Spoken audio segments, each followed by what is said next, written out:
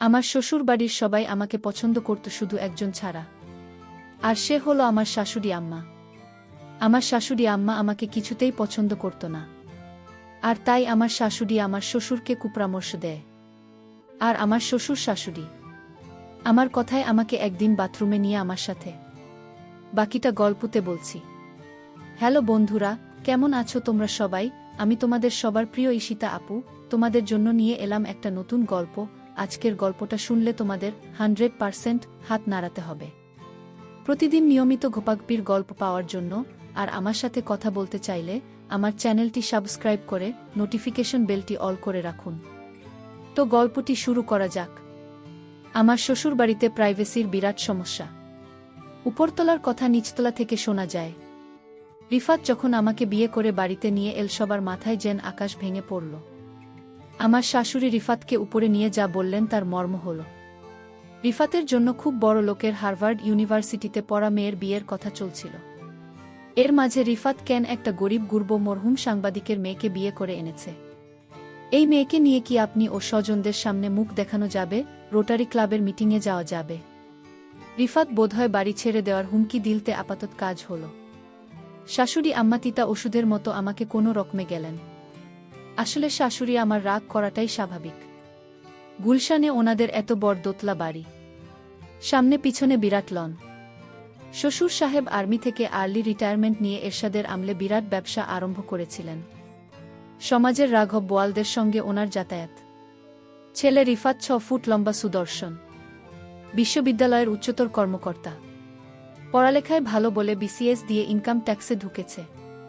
সেই ছেলে কি না এমন একটা মেয়েকে ঘরে এনেছে যার বাবা তো নেই, আদাবরে কোনোরকম বাড়ি ভাড়া করে থাকে। আমার শ্বশুর সাহেব মনে হলেন না এ নিয়ে বিশেষ ভাবিত। তিনি প্রথম দিন থেকে একটা নিরপেক্ষ অবস্থান নিলেন। আমাকেও দুঃখ দিতে চাচ্ছেন না, আবার শাশুড়ি আমাকেও খেপাতে চাচ্ছেন না। হয়তো কখনো ডাইনিং রুমে আমার সঙ্গে একটু হেসে কথা বলছেন। শাশুড়ি আমায় ঢোকার সঙ্গে সঙ্গে আড়ষ্ট হয়ে খাবারে মন দিলেন। রিফাত সকালে অফিস চলে যায়, বাবা চলে যান ব্যবসার কাজে। সংসারের নৌকায় অস্বস্তি ঝরে তুলতে থাকি আমি আর শাশুড়ি আম্মা। প্রথম 1 মাস শাশুড়ি আম্মা আমার সঙ্গে একটু কথা বলেননি। এমনভাবে দৃষ্টি হানতে মনে হতো আমি কোনো ডাকিনী যোগিনী টাকার লোভে ওনার ছেলের মাথা খেয়েছি। এর মাঝে আল্লাহর বিচার, শাশুড়ি আম্মা হঠাৎ মাথা ঘুরে বাথরুমে পড়ে গেলেন। আমি গিয়ে তাড়াতাড়ি ওনাকে মেঝে থেকে টেনে উঠলাম, কাঁধে ভর দিয়ে ওনাকে বিছানায় নিয়ে শোনালাম। আমি একটা গামছা বরফ ভরে ওখানে চেপে ধরলাম। শাশুড়ি আম্মা খানদানি পরিবারের অভিজাত মহিলা। আমি স্পর্শ করামাত্রই কেমন শক্ত আর আড়ষ্ট হয়ে গেলেন। মনে হলো আমি চলে গেলে বাঁচেন। আমি বরং হাতে নিয়ে বললাম, আপনার অনেক কষ্ট হচ্ছে, আমি আপনার যত্ন করি। আম্মা খুব ব্যথা লাগছে বুঝি? শাশুড়ি আমার শুকনো গলায় বললেন, সুরাইয়াকে ডাকা হোক। সুরাইয়া আমাদের কাজের মেয়ে আজ আসেনি। আমি বললাম, সুরাইয়া তো আজ আসেনি আম্মা, দারোয়ান ভাই আছে, 1 গ্লাস পানি আনা হোক। আম্মা এভাবে প্যাসিভ হয় যে না বলে একটি ভয়ে যে কথা বললে ভালো লাগত। শাশুড়ি আম্মা কটমট করে তাকিয়ে বললেন, পানি আনছে না কেন? আমি পানি এনে বললাম, আমার একটা নাম আছে টুম্পা। আপনার ছেলে বলে তুমি? আপনার তো কোনো মেয়ে নেই। টুম্পা বলে ডাকবেন, দেখবেন মনটা ফুরফুরে লাগবে। মা কোনো জবাব দিলেন না, ধকধক করে পানি খেয়ে পাশ ফিরে শুয়ে পড়লেন। শাশুড়ি আম্মা প্রথম আমার রান্না খেতেন না। বাথরুমে পড়ার পর থেকে খাওয়া আরম্ভ করেছেন। আমি রুই মাছের মাথা, ইলিশ মাছের পেটির টুকরো শাশুড়ি আমার দিকে এগিয়ে দিয়ে। শাশুড়ি আম্মা প্রশংসা কিছুই করেন না। আমার শ্বশুর সাহেব কম বেশি শাশুড়ি আমাকে অনুসরণ করেন। সংসারে খামোখা ঝামেলা পাকাতে চান না। সেদিন চিংড়ির দোপেয়াজা রাজি শাশুড়ি আমাকে কি কাজে কিচেন এসেছেন। আমি চাচ্ছি একটু দোপেয়াজা এগিয়ে দিয়ে বললাম, মা টেস্ট করে দেবেন কেমন হয়েছে? মা কতমত করে আমার দিকে তাকিয়ে চামচ থেকে দোপেয়াজা থাকলেন। তারপর বললেন, বাড়িতে নারকেলের পাউডার আছে, ওটা দিয়ে মালাইকারি রেঁধে মজা হবে। যাওয়ার সময় একবার ঘুরে বললেন, এটাও খারাপ না, তোমার বাবা পছন্দ করবেন। আমার নিজের মা খুব সংকোচে মাঝে মাঝে ফোন করেন। আমি যে এভাবে হুট করে বিয়ে করব সেটাও জানতেন না। অথচ আমি এ বাড়িতে আসার 3য় দিন আমার শাশুড়ি আমাকে একচোট কথা শুনিয়ে দিয়েছেন। মা ফোন করলে জানতে চান আমি কেমন আছি। আমি জানাই খুব ভালো আছি। মা কি বুঝলেন কে জানে, মন খারাপ করে ফোন রাখেন। এভাবে মাসের পর মাস কেটে যাচ্ছিল। শাশুড়ির মনের তাপমাত্রা কিছুতেই 0°C উপরে উঠানো যাচ্ছিল না। সম্পর্কের বরফ গলতে সময় লাগছিল। অবশেষে একদিন সন্ধ্যায় আমি শাশুড়ি আমার প্রাণ ভোমরা সন্ধান পেলাম। আমাদের বাড়িতে রাত 8টায় খাওয়ার নিয়ম। রাতের খাওয়া শেষ হলে একটু গুছিয়ে আমি সোজা বেডরুমে চলে যাই। তখন থেকে সকাল 7টা পর্যন্ত সময়টা রিফাত আর আমার। এই সময়টা আমি অর্জন করি। সারাদিন শাশুড়ি আমার অবহেলা সঙ্গে করে। ভারতপক্ষে তখন আমি ঘর থেকে বের হই না। আমি আর রিফাত মনের সুখে মুভি দেখি। সেদিন কি কারণে বেরিয়েছি ও মা দেখি ড্রয়িং রুম, শাশুড়ি আমাকে একা একা খিলখিল করে হাসছেন। ওনার এরকম হাসি আমি কখনো শুনিনি। দরজার কাছে গিয়ে দেখলাম শাশুড়ি আমার স্টার প্লাসে শ্রীমান শ্রীমতী নামের একটা সিরিজ দেখছেন। আমি আস্তে করে গিয়ে শাশুড়ি আমার পাশে বসলাম। আমরা একবার খতম করে আমার দিকে তাকালেন। তারপর আবার টিভিতে মনোনিবেশ করলেন। হাসির মুভি তো চাইলেও গম্ভীর থাকতে পারছিলেন না। একটু পর পর ফিক করে হাসছেন। আমিও হাসিতে যোগ দিয়ে বললেন, আমায় দেখে মনীষা এটা কি করল? যাই হোক, আমি শাশুড়ি আমাকে সব সময় হাসি খুশি রাখার চেষ্টা করতাম। কিন্তু শাশুড়ি আমাকে পছন্দ করত না। শাশুড়ি আমার সাথে সবসময় আচরণ খারাপ করে। মনে হয় এ বাড়িতে আমি তাদের শত্রু। আমার স্বামী আমাকে অবশ্যই পছন্দ করে, কিন্তু আমার শাশুড়ি আম্মা আমাকে পছন্দ করে না। এক রাতে শাশুড়ি আমার সুরের সাথে কানাকানি করছে। ফিসফিস করে আমার বিরুদ্ধে কি যেন বল, আমি তেমন কিছু বুঝতে পারিনি। তবে এর পরদিন থেকে বাড়িতে আমি আমার সুরকে অন্য রকম দেখতে পেলাম। সুর আমাকে আগে যেভাবে বোমা বলে ডাকতেন, আজ আর তার মুখে সেই মধুর ভাষা নাই। প্রতিদিন সকালে নাস্তা করার সময় সুর আমাকে নিয়ে একসাথে নাস্তা করতেন, কিন্তু আজ আমাকে ডাক দেয়া একসাথে নাস্তা করার জন্য। আমি বুঝে গেছি শাশুড়ি আমার কান পড়া পেয়েছে। জানি না আমার সাথে কি হয়। এর পরের দিন আমি আমার রুমে ঘুমাতে গেলাম। তারপর শ্বশুর আব্বা গভীর রাতে আমার রুমে প্রবেশ করল। আমি শুধু বাবাকে জিজ্ঞেস করলাম, বাবা আপনি এত রাতে আমার রুমে কেন? শ্বশুর আব্বা বললেন, শোনো মা, আমি তোমায় একটা কথা বলতে চাই। তুমি আমার কতটা রাখবে? কি কথা শুরু আব্বা? শ্বশুর আব্বা বললেন, শোনো মা, এই বাড়িতে থাকতে হলে তুমি আমার একটি কথা রাখতে হবে। শুধু আব্বাকে বললাম, কি কথা? কিন্তু শ্বশুর আব্বা বললেন, অন্য একদিন বলবো। আজ থাক, এখন তুমি ঘুমাও। শ্বশুর আব্বার মধ্যে আমি এক অন্যরকম দৃশ্য দেখতে পেলাম, যা আমি আগে দেখিনি। এ বাড়িতে আমি প্রায় 6 মাস ধরে আছি। আজ সুর আমাকে কি বলতে চেয়েছিল তা আমি জানি না। এর 23 দিন পর আমি লক্ষ্য করলাম শ্বশুর আব্বা আমাকে তার মনের ভিতর লুকায়িত কথাটা বলার চেষ্টা করছে। আমি মনে মনে চিন্তা করলাম, শিশুরা বা কি বলতে চায় তা আমি শুনতে চাই। পরের দিন রাতে আমার শরীরে প্রচণ্ড জ্বর আসছিল, আমার খুব খারাপ লাগছিল। আমার পাশে কেউ নেই, একা একা রুমে জোরে আমি কাকরাতে লাগলাম। এমন সময় হঠাৎ সুর আমার রুমে প্রবেশ করল। আমি শুধু আব্বাকে দেখে চমকে গেলাম। আমি বললাম, শ্বশুর আব্বা আমার শরীরে প্রচণ্ড জ্বর, আমার মাথা ব্যথা করছে।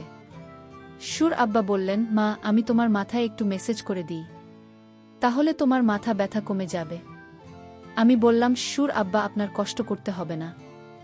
আমি বুঝতে পারলাম শাশুড়ি যেদিন শিশুকে কানে কানে কিছু বলার পর থেকেই সুর আমার সাথে এমন ভালো ব্যবহার করছে।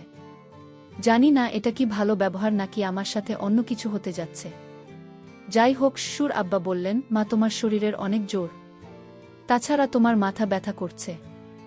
আমি তোমার মাথায় ম্যাসাজ করে দিই। আমার মাথাটা এত ব্যথা করছিল, আমি কিছুতেই আর না করতে পারলাম না। আর তাই শ্বশুর আব্বা আমার মাথায় মালিশ করে দিচ্ছিল। আমার খুব ভাল লাগছিল। আমার মাথা ব্যথাটা অর্ধেক কমে গিয়েছে। শ্বশুর আব্বা আমাকে বললেন, মা আমি তোমার আর কোথায় মালিশ করে দিব? আমি বললাম, বাবা আমার মাথা ব্যথা কমে গিয়েছে, আমার আর মালিশ করা লাগবে না। আপনি এখন রুমে গিয়ে ঘুমান। শ্বশুর আব্বা বললেন, ঠিক আছে বোমা, তাহলে তুমি ঘুমিয়ে পড়ো, আমি সকালে আবার আসব। শ্বশুর আব্বা যখন রুম থেকে বের হতে লাগলেন, আমি শিশুর আব্বাকে ডাক দিলাম, বাবা শুনে যান। শ্বশুর আব্বা বললেন, কিছু বলবে বোমা? আমি বললাম, বাবা আপনি আমাকে কি কথা বলতে চেয়েছিলেন? বলবেন বলবেন করে আর বলা হলো না। শ্বশুর আব্বা বললেন, মা আমি তোমাকে যে কথাটি বলতে চাচ্ছি সেই কথাটা বললে তোমার মনটা খারাপ হয়ে যেতে পারে। বাবা আপনি বলেন, আমার মন খারাপ করব না। আপনি আমার বাবার মতো। আপনি যা বলবেন আমি তা মেনে নেব। সুর আব্বা বললেন, তার আগে তোমাকে আমার সাথে বাথরুমে যেতে হবে। আমি বললাম, বাবা বাথরুমে কেন? দরকার আছে, তুমি চলে গেলেই বুঝতে পারবেন। আমি অবাক হয়ে গেলাম। তার কথা শুনে আমি বললাম, ঠিক আছে বাবা, চলেন বাবা। তারপর বাথরুমে গিয়ে যা দেখলাম তা দেখে আমার মনে হলো আমার চোখ কপালে উঠে গেল। 4টা ক্যামেরা লাগানো। আমি বললাম, বাবা এখানে ক্যামেরা লাগল কেন? বাবা বললেন, তোমার শাশুড়ি আমায় ক্যামেরা লাগিয়েছে। আমি জিজ্ঞেস করলাম, কেন এখানে ক্যামেরা লাগানো হয়েছে? সুর আব্বা বললেন, তোমাকে ব্ল্যাকমেল করার জন্য এখানে ক্যামেরা লাগানো হয়েছে। তোমার স্নানের অনেক ভিডিও তোমার শাশুড়ি আমার কাছে আছে। আমি বললাম, সুর আব্বা, আমি যেদিন প্রথম বাথরুমে স্নান করতে এলাম সেদিন আমি এই ক্যামেরা লক্ষ্য করছিলাম। আর তারপর থেকে আমি বাথরুমে স্নান করি নাই। আমি এই বাড়িতে যে দিন পা রাখলাম সেদিনই বুঝতে পারলাম আমার শাশুড়ি আমাকে এ বাড়ি থেকে তাড়ানোর জন্য আমার সাথে এমন কিছু একটা করবে। কিন্তু আমি তো আর বোকা না। আমিও সতর্ক হয়ে গেলাম। সুর আব্বা আমাকে বলল, তাহলে আমি যে ভিডিও দেখলাম সেটা কার ভিডিও? আমি বললাম, বাবা আপনি ভালো করে লক্ষ্য করে দেখেন, সেটা আমি না, আপনার নিজের মেয়ের ভিডিও। বোমার কথা শুনে চমকে গেলাম। আমার মেয়ের ভিডিও আর আমি চিনি না। সুর আব্বা আমার কথা শুনে দৌড়ে শাশুড়ি রুমে গেল আর বল, ভিডিও প্লে করো, এটা তো বোমার ভিডিও না, এটা আমাদের নিজেদের মেয়ের ভিডিও। তুমি যার ভিডিও ইন্টারনেটে ছেড়ে বাড়ি থেকে বের করতে চাইছো সেটা তো বোমা না, সেটা আমাদের নিজেদের মেয়ের ভিডিও। সুর আবার কথা শুনে চমকে গেল শাশুড়ি। আমি তখন আমার শাশুড়ি আমাকে বললাম, দেখুন আপনারা আমাকে যতটা বোকা ভাবছেন আমি ততটা বোকা না। আপনারা আমার মান সম্মান নষ্ট করতে চেয়েছিলেন, কিন্তু আল্লাহর কি খেলা, এখন আপনার মেয়ের মান সম্মান নষ্ট হতে চলেছে। শাশুড়ি বলল, তুমি তো অনেক চালাক মেয়ে, আমি ভেবেছিলাম তুমি বোকা, আজ দেখলাম তুমি তো অনেক পাকা একটা মেয়ে। এমন সময় আমার স্বামী আমার ঘরে এসে হাজির। আমাদের কথাগুলো শুনছিল। আমাদের কথাগুলো আমার স্বামী শুনে মাকে বললেন, মা আপনি আপনার বোমাকে এমনটা করতে চেয়েছিলেন। আপনার বোমাকে পছন্দ না হলে আমাকে বলতেন, আমি বাড়ি থেকে আমার স্ত্রীকে নিয়ে চলে যেতাম। তখন হুট করে শিশুর বলে উঠল, তোমার মা ছিল এই বাড়ি থেকে কিভাবে বোমাকে তাড়ানো যায়? তোমার মা আমাকে কান পাতা দিয়ে বলেছিল, এমন কিছু তোমার স্ত্রীকে খাওয়াই যেন সে তিলে তিলে মারা যায়। আমার পক্ষে এটা করা সম্ভব হলো না, কারণ আমার তো একটা মেয়ে আছে। আমি বোমার প্রতি এমন অত্যাচার করতে পারলাম না। বোমা যেদিন জোরে তরতর করছিল, মাথা বোথায় কাকড়া ছিল, সেদিন তার মুখখানা দেখে আমি তার মাথায় পড়ে যাই। আর সেদিন থেকে সিদ্ধান্ত নিই, এই বাড়ি থেকে আমি বৌমাকে কিছুতেই যেতে দেব না। সুর আব্বা বললেন, পরের মেয়ের ক্ষতি করতে গিয়ে এখন নিজের মেয়ের ক্ষতি হচ্ছে।